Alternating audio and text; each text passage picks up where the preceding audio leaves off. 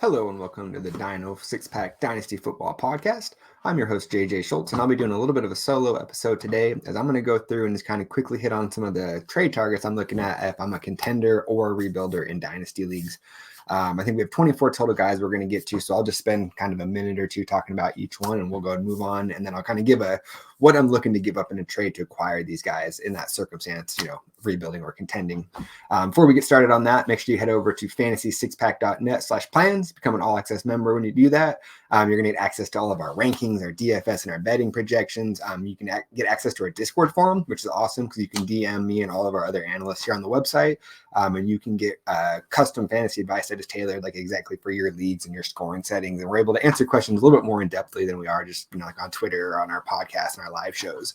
So it's a good time. So yeah, fantasy6pack.net/plans, and head on over there, become an all-access member, and come hang out with us. So let's go and get into it. So starting off today, we are going to be looking at a couple quarterbacks that I am targeting if I'm a contending team. And the number one guy for me right now, and that's Jared Goff. He's a guy that, 29 years old, sitting at quarterback 7 on the year. He's a guy that I'm really looking to go out and get, and I'm good giving him a high second, and then another piece on top of that to get him. Or if I'm going to move it up and give up a first rounder, I'd like to get Goff and then another piece that's a flex level piece coming back. Coming into the game, he has not played this week, but he's hit under 15 fantasy points in 3 of his starts. He's only been over 20 points in 3 of his starts as well, too. So a little bit up and down. So I'm a little bit hesitant to give up that first round pick for him. But if I can give up a high second round pick and then another piece for him, I'm definitely making that swap all day long. Next guy I'm going to be targeting as a contending team is Baker Mayfield. A bit of a career resurgence, and maybe we should have all seen this coming with the fact that this is the best receiving group that he has played with in his entire career. Mike Evans, Chris Godwin, you have Trey Palmer coming on, Kate Otton's decent at the tight end spot, and he's shown that pretty much every single week he can support multiple fantasy relevant pass catchers. So he's a guy that I've seen go for a third rounder in 2024 and then another small piece. That's a deal I'm looking to make all day. And similar to Goff, I'm okay moving that up to a second, but ideally then I'm going to be looking to get Baker Mayfield, and I'm trying to get another piece back on top of that with him. But if I can give up 2/3 in 2024 to go grab Baker, if I'm a team that's looking like a playoff team, I think that's a move you make. He's going to be good for the rest of this year, assuming he stays healthy. And the Bucs could be in a spot to get a quarterback next year, but the way they're playing, I think they're going to be picking high enough where they're going to probably be picking in the teens. So I think there's a chance that Baker could come back another year while they have a developmental quarterback that they're looking at. Moving on to the next position here, we got our running backs that we are going to be looking at as contending teams.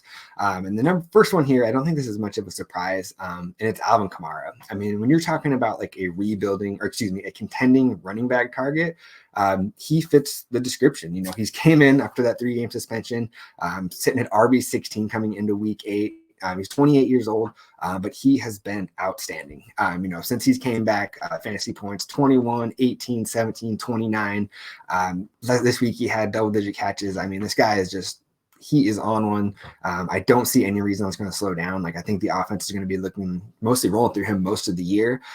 So coming in, if I'm a contending team looking to add a running back, kind of similar to that Jared Goff price, I'm okay coming in with a high second rounder and then another small piece on top of that. Or again, if I'm moving that up to a first rounder, I'm looking to get Kamara and another piece on top of it. We actually had somebody in our Discord forum that was kind of looking for some advice on their trade, and originally they came in and said they were offered to give up a first and a third in 2024. They were going to get Kamara and Keenan Allen back. But this guy was really weak at quarterback. And so what I said was go ahead and counter back there, try and get Geno Smith on top of that. Guy counterback, same deal, but with the fourth coming back, so he ended up giving him a first, a third, and a fourth in 2024. Was able to get Kamara, Keenan Allen, and Geno Smith. So 3 solid quality pieces that are aging in their last probably year or 2 of fantasy relevance. But gave up that first round pick, but was able to get 3 quality pieces back that are going to help for sure this year, most likely next year. That's the type of trade I'm looking to make if I'm upgrading that piece that I'm giving away to a first rounder in 2024. I want more than just Kamara back, but high second, another small piece, Kendra Miller, yeah, that's a move I'm okay making if I'm a team looking to win it all this year. Next guy on the list for the contenders is Isaiah Pacheco. Coming into week 8, he was RB8, had a little bit of a down week this week, but he's going to bounce back. The entire Chiefs offense just looked a little bit off this week. Patrick Mahomes was a late addition to the injury report with a sickness, and just didn't play his game. Not necessarily saying that him being sick was why the Chiefs had an off week, but it kind of lines up, So Kamara still got looking to grab, top 12 running back on the year, even after the down week. He's only 24 years old, and he is in the mix, with the Chiefs offense. I think there's a good chance that he's a big part of the plan this year, next year. The reason I have him as more of a contending target as opposed to a rebuilding target is, you look back, he doesn't have that high draft capital. The Chiefs, when you're watching them right now, like their biggest thing is they need more playmakers on offense. So I wouldn't be surprised if in this offseason you see the Chiefs for sure upgrade the pass catchers. But, if they find themselves in the spot in the draft and free agency where they can get a nice running back for cheap to come in and committee here with with Pacheco, I wouldn't be surprised if they did that. So rebuilding, I'm not sure it's a guy I really want to hitch my wagon to, but for a team that's looking to compete this year, Pacheco is an awesome target. Last contending target we got here is Gus Edwards in Baltimore. The time to get him a little bit cheap, it's kind of quieting down here. You don't have as much time to do that. He's had big weeks, 2 weeks in a row. So he's the guy that I'm looking to go out right now. If I have a high third round pick, I'm kind of going out with that. And then another small piece, seeing if I can get him on my contending teams. Most likely if Gus Edwards is on a team where he's starting every week, that team most likely is kind of at the bottom of the standing. So you're probably able to go in there and get him at a bit of a discount. And unless they make a move before the trade deadline this week, there's a good chance Gus Edwards is going to be the RB1 there in Baltimore. They have always had good running backs, playing off of Lamar there. So he's a guy for a contending team. Like definitely, I'm okay giving up an early third. A little skeptical to give up a second unless I'm getting up like Gus Edwards and then another guy that's at least as good as him back this year. But ideally, I'm looking to kind of give that high third, even 2/3 to go get Gus Edwards. Didn't mention on Pacheco. He's a guy that I'm looking at kind of like that second rounder plus to go get him. Don't know that I would give up a first for him unless it's something where I'm getting another guy back that's as good or better than Pacheco, but a high second and then another small piece. I'm okay doing that for Pacheco and as a contending team. Moving it on over to the pass catchers here in the wide receiver position for contending teams. Number one guy I'm looking at here, he actually done not a bad rebuilding target, but for contending team especially, that is DJ Moore. 26 years old, so it's not like he's old. He's still got plenty of years left in his prime. He's sitting at wide receiver 6 on the year. Obviously, that's propped up a little bit by that 49-point week he had in week 5. But I think we saw this last week, with Tyson Bagent, and his floor was about 9.9 PPR points. That's his lowest points of the year outside of week 1. Most weeks he's been high teens or a little bit or high teens or low 20s for fantasy points. Like I said, floor 10 fantasy points for PPR leagues. That's an awesome contending piece that you can slot in as your wide receiver 2 or 3, probably a wide receiver 3 if you're a contending team, most likely. He's a guy that I'm at this point, I'm okay going in and giving a mid to late first round pick for, just because it's not like he's a 1-year wonder. His value is only going to go up from here, whether it's Justin Fields coming back or a better quarterback next year. DJ Moore, man, just doesn't matter whose quarterback is. He is a borderline top 12 wide receiver every single year, no matter what. So yeah, I'm okay giving up a first round pick to go get DJ Moore on my contending teams. Next guy on the list here I have for contenders is Keenan Allen. And he's a guy that's wide receiver 5 on the year, but he's 31 years old. So a little bit different circumstance than DJ Moore. I promise this list isn't just every receiver in the top 10 is a contending target. But these were two guys that I kind of wanted to highlight just because, they're both top 5 and 6 receivers on the year, but one's 26 and one's 31. And whereas I'm okay giving up that mid to late first to go get DJ Moore, Keenan Allen, I'm looking more at kind of like that high second range. If I can get away with giving up a high second or a second with another smaller piece attached to that to go get Keenan Allen, that's a move that I'm making. Again, if I'm giving up a first, it's going to be a deal where you're getting multiple pieces back, like that Kamara, Keenan Allen, Geno Smith trade that I mentioned earlier. Again, come a member of Fantasy Six Pack. That was something that went down in the Discord. We in real time helped them. Boom, trade done. Nice setup for the next year or two on that team. So yeah, he's kind of that high second price tag I'm looking at, or second plus another small piece. A little hesitant to give up the first, but Keenan Allen still a good target. Keenan or playing in a Kellen Moore's offense in that CD Lamb role. He's going to be a solid piece down the stretch for you.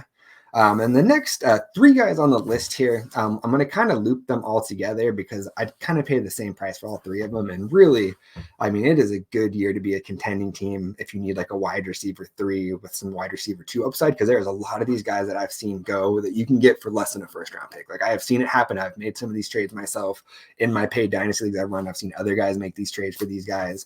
And these guys are all 26 or 27, so similar age. DJ Moore, still very much in their prime for the next few years. And these guys, I'm all okay giving up that high second round pick or like a second round pick and another small guy with them to get them. And these guys are Christian Kirk, Jacoby Myers, and Chris Godwin. On the year, Jacoby Myers sitting at wide receiver 13. Probably going to drop a little bit there. I think he'll finish kind of closer to that 16 to 20 range, which is where we have the other guys sitting right now. Kirk's at wide receiver 16, Chris Godwin at wide receiver 20. These are all guys that, like I said, if you can go give up a high second round pick to add these guys on a team, if they're your wide receiver 3, 4, 5, it's a good move to make. You're going to get return on value for this year, next year, probably even the year after that with these guys. It's not like they're 31 like Keenan Allen. So yeah, any of these guys, high second rounder or mid second round pick plus another, like, Jaden Reed, something like that. Go get one of these guys that can help you win this year. Absolutely. That's a move that I'll make for Dynasty leagues here. And then last guys we'll talk about here for the contending teams is, of course, our tight ends. And I got 2 of them I'm highlighting here for you. And none of them I'm really giving up a first round pick for, unless it's like one of those deals where you're getting this guy and then another guy that's just as good or better. But for a second rounder, especially those tight end premium leagues, I think Evan Ingram's a really interesting target. Sitting at tight end 6 on the year, just consistently gets double-digit targets. Double-digit fantasy points every single week. I believe he has 7 or more targets in every week except for 2 this year. So he's a preferred option to Trevor Lawrence in that Jaguars offense. He's a guy, like I said, tight end premium leagues, I'm okay giving up that high second round pick for. If we're talking about just like a regular PPR league, then drop that down to kind of that mid to late second round pick or late second with like another cheaper project tight end and Isaiah Likely type. Go get Evan Ingram on your teams there. He's gonna be one of the top 10 tight ends this year pretty easily. So yeah, he's a guy as a contender I'm looking to make move for right now. Other contending tight end I'm looking at is in Chicago, and that is Cole Kmet. And he's a guy that I'm looking more in that high 3rd round range, especially now that Fields is out. But most likely you're going to have to give up a second rounder for him. But again, go get Kmet and another flex level player back for that second round pick. Kmet, 24 years old, tight end 9 this year. Like, he kind of got slept on and left for dead, and he's been consistent this year with or without Fields. He's getting targets.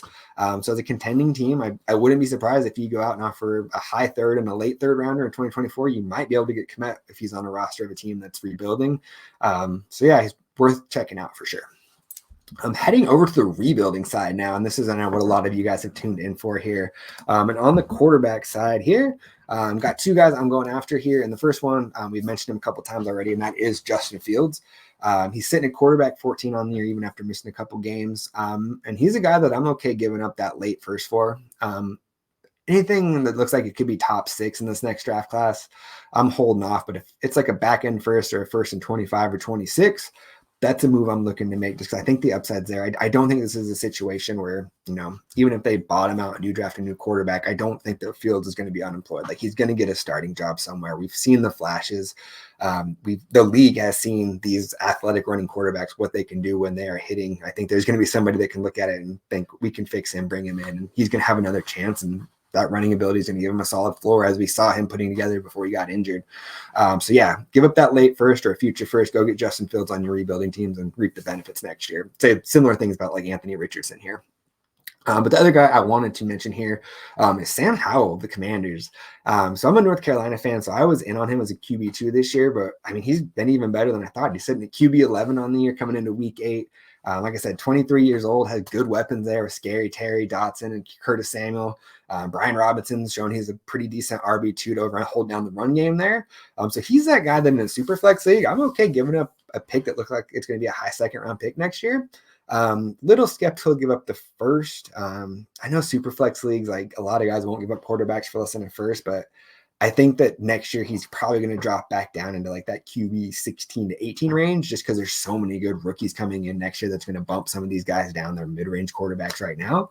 But if I can go out and give up a second rounder and, Hendon Hooker, project rookie like that with a second round pick, I'm definitely going to go do that for Sam Howell right now. Or if I can give up a high second round pick, I'm okay making that move just because I think he is going to return pretty solid quarterback to value the rest of the way. And then next year, I mean, I don't think they're going to replace him at this point. I think he showed enough that they're going to run it back with him at least one more year. So rebuilding teams, go buy low now. And, maybe you get a guy that's a back end QB1 moving forward and you're able to get him for a second round pick and super flex leagues. Those are the types of moves that can help you win leagues. Moving on over to the running back position here for rebuilding targets.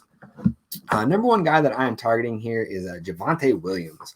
And he's another guy that I kind of come in with that price tag of a high second round pick, or he is actually one that I'm okay moving up to that first round pick if I'm able to get Javonte and another flex level player back. 23 years old. He's only set an RB 34 on the year, which is kind of nice because you get a buy low opportunity. Obviously coming back from that complete knee tear, came back way quicker than anyone expected. If you've watched the film on him, these last few weeks, you've seen him start to look more like his old self, like those quick cuts. He's more explosive. He's able to kind of drop the shoulder and create contact. So he's a guy that I think for sure down the second half of the stretch of the season here, you are going to see really improve from what he's done in the first half. And then even more so next year when he's a full year recovered from that knee surgery. Javonte Williams, like high second rounder straight up, or give him that first and go get Javonte and another player that you see yourself building around long-term. Next guy on the list here, guy that I've been beating the drum for literally since rookie draft season, and that's Tyjae Spears. It's a bummer, but also it's not. Like the Derrick Henry is not going to be traded, it sounds like. It's a bummer because I wanted Spears to get fully unleashed. It's a bummer, or it's good in the sense that if you're a rebuilding team, it gives you another chance to go buy on him. I'm okay giving up like a mid second round pick next year for him straight up, but more so you can maybe even get him for like a low second and then like another small piece on top of that, maybe even a high third and like another decent rookie. But Tyjae Spears is a guy that next year he's going to be really good. I mean, even as a clear number two behind a guy like Derrick Henry, who commands a pretty large workload, he's sitting at RB 36 on the year, which doesn't sound great, but I mean, that's tied with Najee Harris. And you probably can't even still go get Najee straight up for a second at this point. So to go get a guy that's putting up that level of production, that's only 22 years old in an offense that looks like, man, with Will Levis, maybe we start to see some of these younger guys get more and more involved. But then again, man, DeAndre Hopkins looked awesome with Levis next year. So you could see more so next year for Spears. So go get him with a second, especially if you can get him with like a later second round pick. You can capitalize on the news of Derrick Henry not being traded. Maybe you can get a guy that was kind of in the middle, hoping that he was going to be someone boosting up the rest of the year. Go trade an old running back. Go get Tyjae Spears, put him on your team for next year. And the last running back that I'm targeting as a rebuilding team is another rookie, and that is Kendre Miller. And he's a guy that I'm not really looking up to give up anything more than like a late second in a 12-team league. Ideally, I'm looking to give up a high third and then another project rookie to go get Kendre Miller. But 21 years old, RB 65 on the year, not expecting much of anything the rest of this year. You know, that the injury he had to start the year kind of derailed it for him. I think that he's just going to be a little bit up and down as he's kind of working back in. Obviously Kamara has shown that he is that dude again this year. And then you got Jamal Williams coming back soon. So he's definitely a project play for next year, but he's a guy that I'm okay giving up a late second, slamming all over if I can have a piece as like a high third round pick to go get Kendre Miller for next year as a rebuilder. That's a move I'm really looking to make, especially if he's sitting on a contending team. Go offer a third and a running back like a Donta Foreman, someone that's giving up production this year, like kind of below flex level. See if you can go get a guy with Kendre with upside. Moving on to the wide receivers here. I got 5 guys that we're going to highlight here again. First one that I'm looking at is T. Higgins, wide receiver 69 on the year, 24 years old. Obviously, the Bengals offense got off to a slow start. Higgins has looked a little bit better these last few weeks, but we still haven't seen him as heavily involved as he was last year. At one point last year, he was valued as like a borderline top 10 dynasty receiver on pretty much every reputable site. I'm using this opportunity to buy low on him. I'm okay going to give up similar to that DJ Moore price. Like I'm okay giving up a first round pick to go get T. Higgins, unrestricted free agent at the end of the year. Probably best for his value to come back to Cincinnati and stay with Joe Burrow, but there's a good chance if he goes somewhere else, he falls into a true wide receiver 1 role where we see those targets go up. And then at that point, that first round pick you paid for him looks like a straight up steal because he could turn back into like that two first plus type player. So as a rebuilder, nobody I want more right now than T. Higgins at the wide receiver position. Coming in at a close second, though, is my guy, Jordan Addison. 21 years old, wide receiver 14 on the year. At this point, I'm still okay giving up a late first in 2024 to go grab him.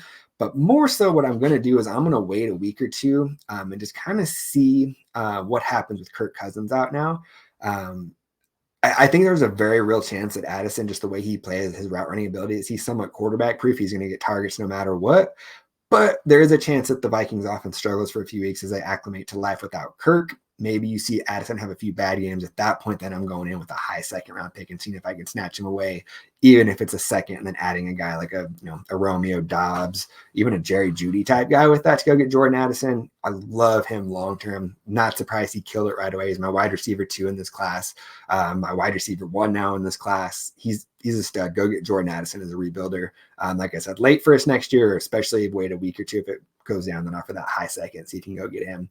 Big profit for you next year. Next 2 guys on the list here. And these are guys that I'm more so looking to try and give up a second round pick, like a mid to late second, or if I'm giving up a high second, I'm wanting to get one of these guys and then another guy back, like maybe like a Jonathan Mingo type. But the 2 guys I'm looking at here are Josh Downs and Tank Dell. Downs is the one that I want more of the 2. Looking at wide receiver 29 on the year, and he's only 22, whereas Tank Dell's already 24, sitting at wide receiver 48. Already had his bye and missed game due to injury, so he's more likely like a top 36-ish wide receiver on a per game basis there for Tank Dell. But Downs, I'm okay giving up that mid-second round pick to go get him. If I'm bumping up to a high second, I'm wanting down and like a Mingo type guy back. Tank Dell, I'm okay giving up a late second round pick for, but ideally it's kind of like that Kendre. If you can get him on a contending team, you might even be able to sneak in with like a high third and then another player like the Romeo Dobbs type guy that's going to contribute a little bit more this year. But yeah, Downs, Tank Dell, I think they're both guys that are going to be pretty solid top 36 wide receivers for the next few years. Great offenses for both of them to grow in. Not a ton of competition for targets. We have Pittman in Indy. We got Nico Collins over in Houston, which, they're both good receivers, but they're not the true alpha number ones that are going to prevent a number 2 receiver from putting up top 24 fantasy production at times. So yeah, second round picks, I'm okay going to get these 2. And last rebuilding wide receiver I'm targeting, and it's a little bit of a tricky one because there are a lot of truthers of this guy, so you may not be able to get him at a discount. And at that point, then I'm not interested if you're looking to pay full market value. But that's Gabe Davis.